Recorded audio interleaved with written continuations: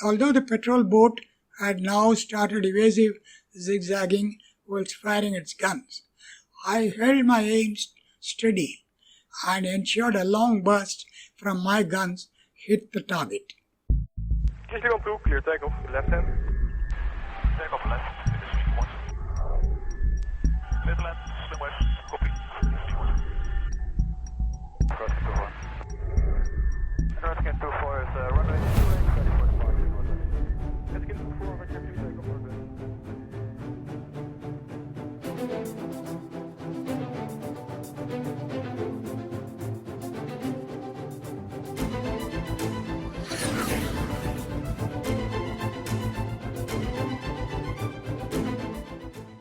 Hello and welcome to the Blueskies podcast. I'm PR Ganapathy, your host.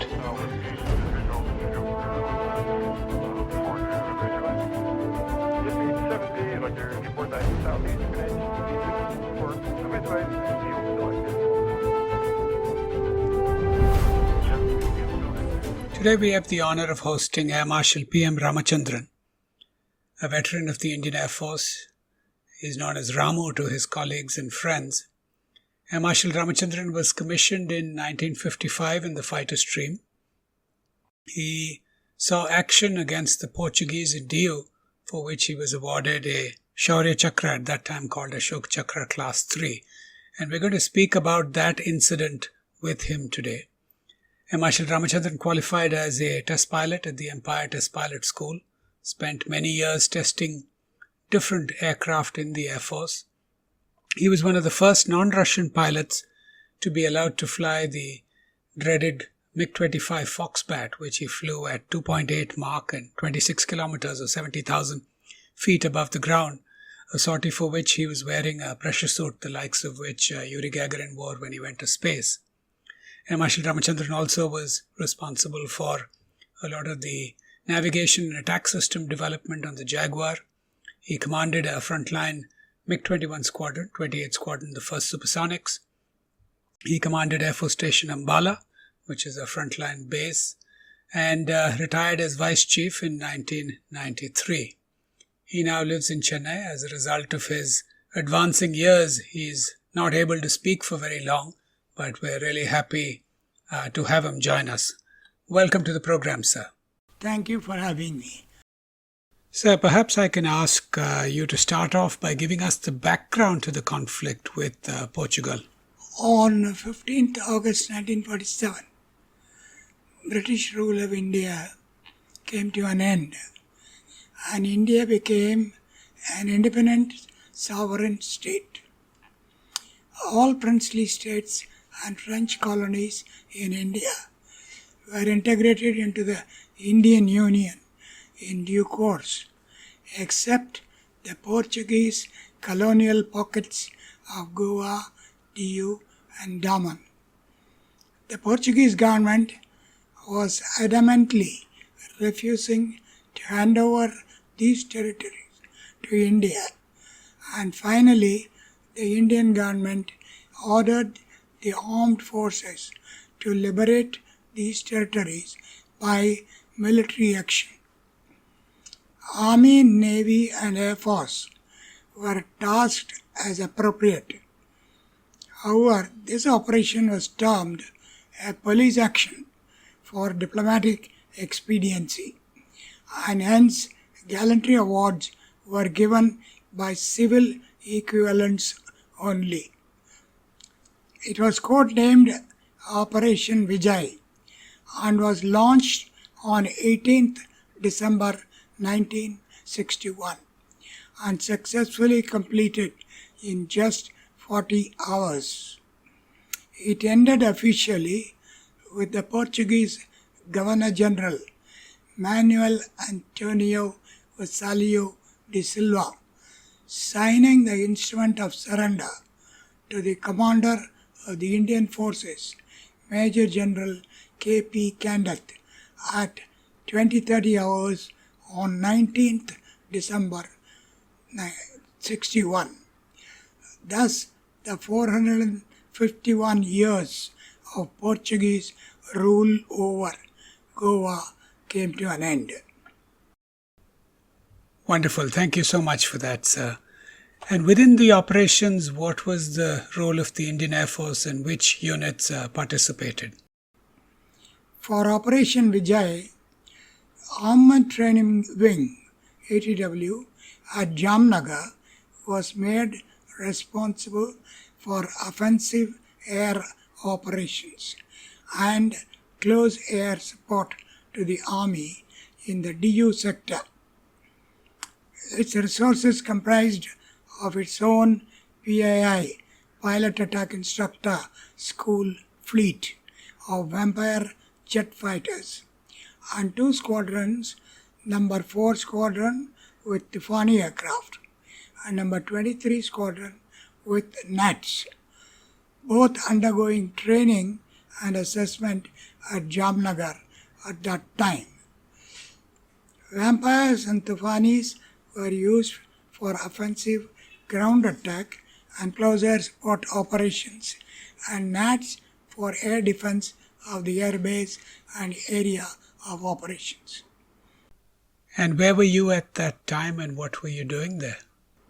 I was a flight lieutenant posted as an instructor in the PAA school.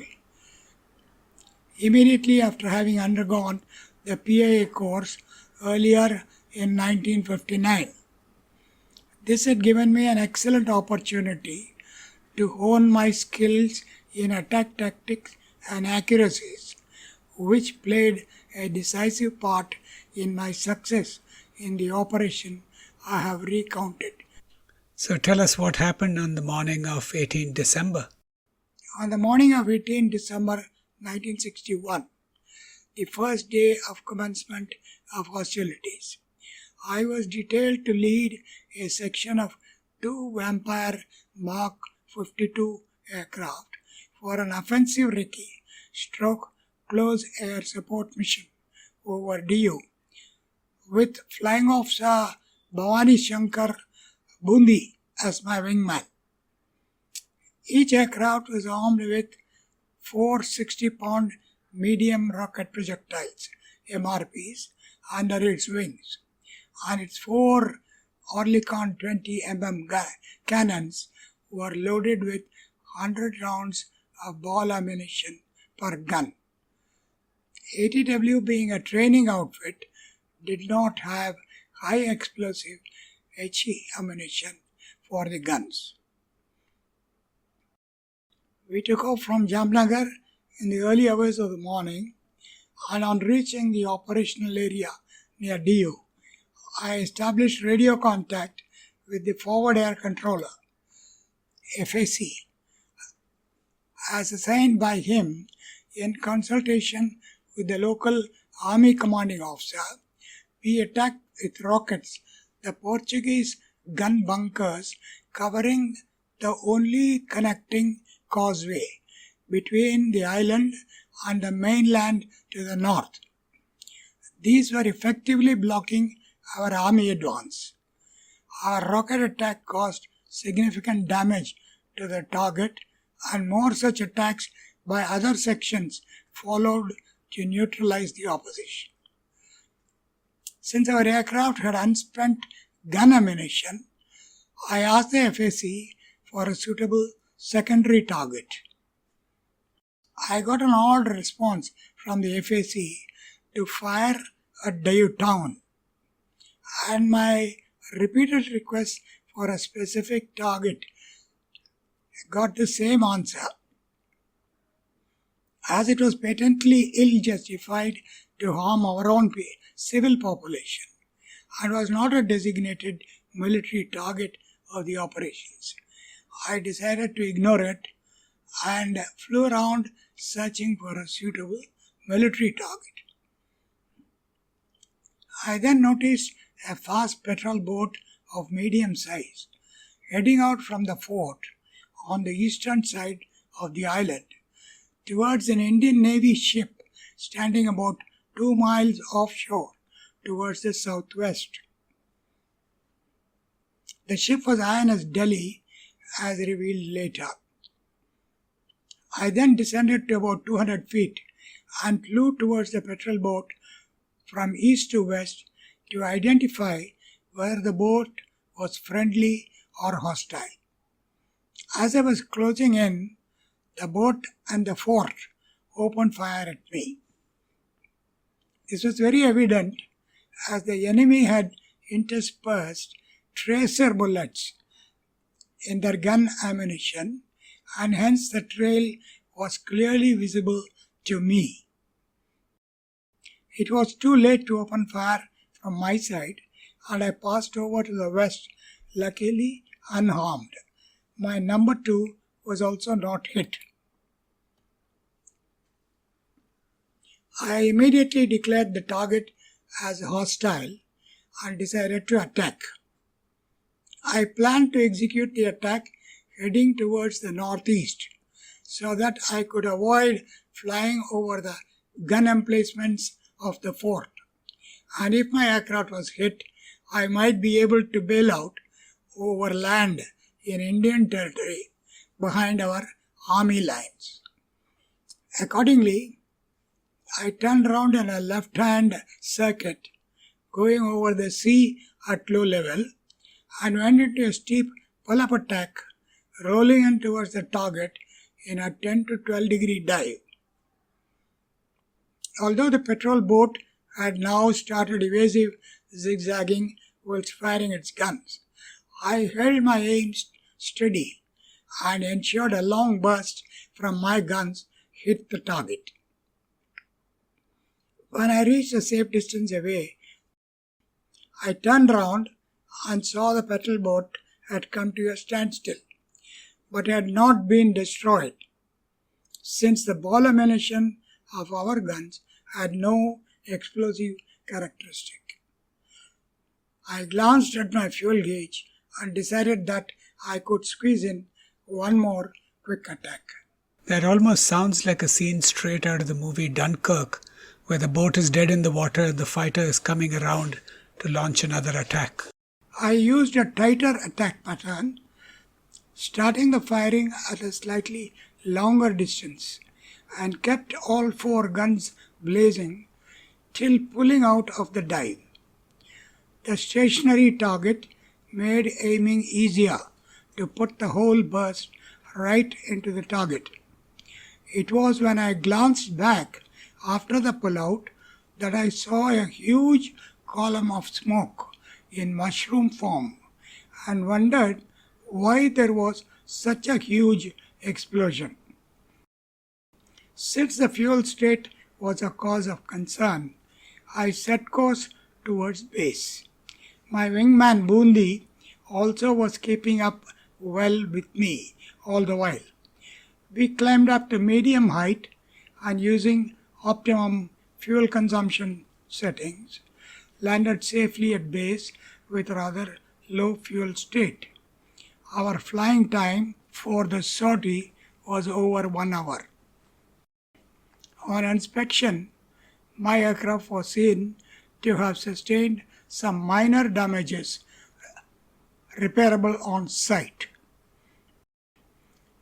We then reported to Squadron Leader Nabi Clark, the officer in charge of PAI flight, and Wing Commander Mickey Blake, the chief instructor, for debrief, and recounted the happenings. The pilots of other missions over the area also reported their observations of the smoldering target that was visible from long distances. The whole episode of 18th was in full view of our Navy's INS Delhi and our Army on the mainland shores, with whom our Air Force FAC was attached. I am sure they would have made the reports to the respective higher echelons as observed by them. This was the very first experience for almost all of us, and the realization that we were in a real shooting war with a real enemy that was far from the usual range practice started to sink in. There was no talk of any gallantry award at all, as none of us had any familiarity of this aspect. I know the hostilities were fairly short, but did you fly any other combat sorties? On 19 December, I carried out one more sortie over Dio of offensive recce on a Vampire T-55 two-seater aircraft with Flight Lieutenant Amiya Kumar Laddu Sen, also an instructor at PI school.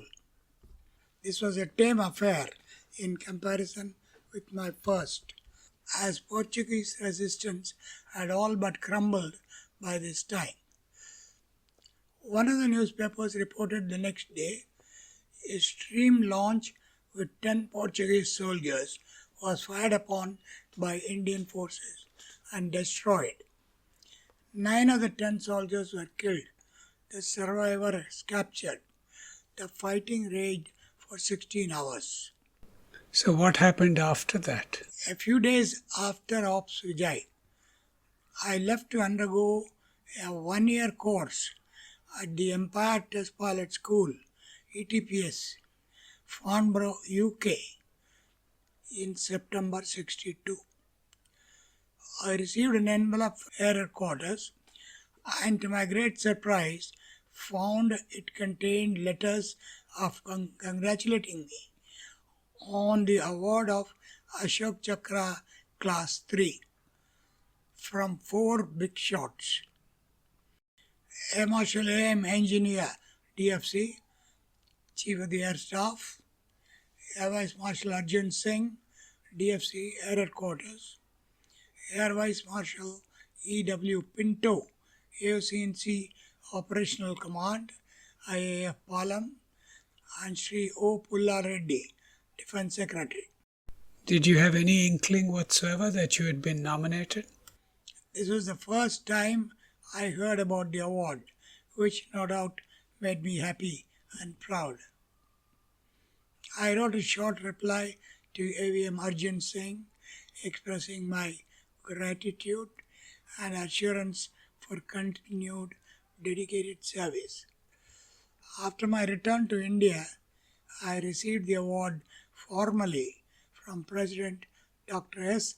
Radhakrishnan at the investiture ceremony held at Rashtrapati Bhavan on 8th October 63. Mine was the only gallantry award for IAF in respect of Ops Vijay. Can we trouble you to read the citation out to us? The short citation for the award Ashok Chakra Class 3, read in full at the investiture those days, later renamed Shaurya Chakra, reads as below. On 18 December 1961, Flight Lieutenant Ramachandran was detailed to lead a section of 2 Vampires in close support of the ground forces in Dio. While flying over the area, he noticed a patrol boat heading towards an iron ship which was about 2 miles from the shore. On his own initiative, he decided to fly low to survey the patrol boat when the Portuguese opened heavy fire at his aircraft from the boat as well as fort at Dio. Undeterred by this hostile fire, he attacked and blew up the patrol boat, which was full of high explosives. During the attack, his aircraft was damaged by hostile fire. Flight Lieutenant Ramachandran displayed courage and initiative of a high order. Wow, that's just amazing. Thank you, sir. Reflecting back on the incident, what do you think was happening? What do you think their intentions were? I initially believed the significance can be attached to the patrol boat being full of high explosives, boat moving towards iron ship Delhi, and capture of a soldier from the boat. From an interrogation of the captured soldier and later of other surrendered Portuguese, it would indicate that the patrol boat was on a mission to ram into the stationary INS Delhi, gaining proximity by false pretensions. That, if successful, would have been a serious blow, as in the case of USS Cole in Aden Harbor in Yemen on 12th October 2000. With the passage of time, what have we learnt about the incident? Since it first happened, a good amount of literature has been published from the Portuguese side. The boat they attacked was NRP Vega, a micro warship equipped with a 20 mm cannon with a crew of 8. It was commanded by Second Lieutenant Oliveira A. Carmo of the Portuguese Navy. He had received orders to engage the Indian forces on the morning of December 18th, and though outgunned, he set sail to engage INS Delhi. I encountered the patrol boat en route, and the exchange of fire took place. Oliveira A. Carmo was hit in the first pass, and he died heroically at the helm as the Vega went down. Another seaman, Ferreira, died in the same attack, while a third seaman, Jardina, died of injuries later. 5 of the Vega's crew survived the action. So I'm guessing that press article probably wasn't correct. Now I recall there was something unfortunate that happened once you got back to base. What was that about? Very unfortunately, our only fatal casualty during Ops Vijay occurred when I was taxiing in to the dispersal on 19th. I turned in to the parking bay following the Marshal's bat signals. When we climbed down the ladder, we learnt that our chiefy had been hit by the wingtip on his right temple. He was standing on the grass shoulder of the taxiway, signaling to the marshaller. It was a pity he was standing just an inch closer than safe and was focused on the marshaller. He was awake throughout the previous night, supervising the arming and preparing of all aircraft for the early morning sorties. Lack of sleep and rest possibly resulted in a slight misjudgment of distances. The perspex cover of the wingtip navigation light was found cracked. Flight Sergeant Swami was a dedicated and knowledgeable technician held in high esteem by all the air and ground crew. Oh, that is just tragic. So unfortunate to hear. It was a great loss to the base, and his funeral was attended by all officers and men on the station, which was a fitting tribute to him. In a spontaneous gesture, all personnel made generous donations to a fund raised to provide substantial immediate support to the bereaved family. Well, thank you very much, sir. This has just been a very, very fascinating story, and I cannot thank you enough on behalf of all the listeners for taking the trouble and the time to speak to us today. Thank you for having me for this little chat. I enjoyed recounting it. It was a memorable event during my service. Well, folks, that's all we have time for. It's been absolutely wonderful listening to Marshal Ramachandran recount the story of his action against the Portuguese. Join us again next week. In the meantime, sign up for updates at blueskiespodcast.com. There you'll find links to follow us on Twitter, Facebook, and Instagram. You can also write to us with your comments, questions, suggestions, and feedback from the website or to blueskies@prganapati.com. Subscribe to the podcast on any podcasting platform such as Stitcher, Google Podcasts, Spotify, Apple Podcasts, and even on YouTube. If you like what you heard, share it with your friends. Give us a rating in your favorite podcasting app and write us a review. It will help other people find us. I want to give my thanks to Saurav Chordia for our logo and Prithvik for the music. I want to reiterate that all the views expressed here are personal, and this podcast has not been approved by or reviewed by the Air Force, Ministry of Defense, or any branch of the government. In the meantime, stay safe and Jai Hind.